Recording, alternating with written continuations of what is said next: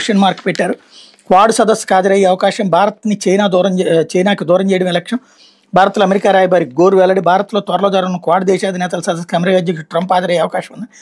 భారత్కి America రాయబారిగా Trump ఇటీవల నియమించినట్టు Sergio Gor తెలిపారు. గురువారం ఆయన సెనెట్ ఫారిన్ రిలేషన్స్ కమిటీతో మాట్లాడుతూ ఈ సదస్సుకి హాజరయ్యారన్నటువంటి వార్తని హైలైట్ చేశారు. లేకపోతే లిక్కర్ కేసు నిందితులు 18 వరకు రిమాండ్ పొడిగింపు. విజయవాడ ఏసీబీ కోర్టు షరతులు ఉల్లంఘించరాదని పైలా దిలీప్కి మందలింపు.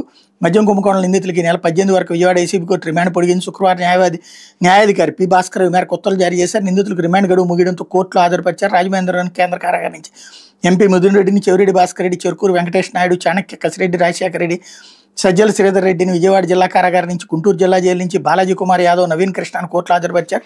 బెయిల్పై ఉన్న మాజీ ఐఏఎస్ అధికారి కేదో నుంజిరెడ్డి, బాలాజీ గోవిందప్ప హాజరు కాలేదు. వీళ్ళిద్దరు ఆబ్సెంట్ పిటిషన్ వేశారు. పైలా దిలీప్, పి కృష్ణమోహన్ రెడ్డి హాజరయ్యారు.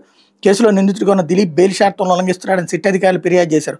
బెయిల్పై విడుదలైన తర్వాత స్థలాల విక్రయాలకు ప్రయత్నిస్తున్నాడని కోర్టు దృష్టికి తీసుకెళ్లారు. గత డిసెంబర్లో వివాహం అయితే అరెస్టుకు 6 నెలల ముందు వివాహం అయినట్టు కోర్టుకు తప్పుడు సమాచారం ఇచ్చాడని తెలిపారు. దానికి సంబంధించిన శుభలేఖ న్యాయాధికారికి అందజేశారు.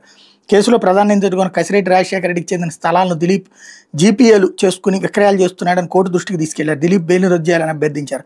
అలాంటి పనులు చేయొద్దని న్యాయాధికారి భాస్కర్ దిలీప్ని మందలించారు. చెవిరెడ్డి కోర్టు వద్ద మళ్లీ హల్చల్ చేశారు. జైలుకి తరలించడానికి వాహనం ఎక్కిస్తున్న మీడియాను చూసి గట్టిగా మాట్లాడారు.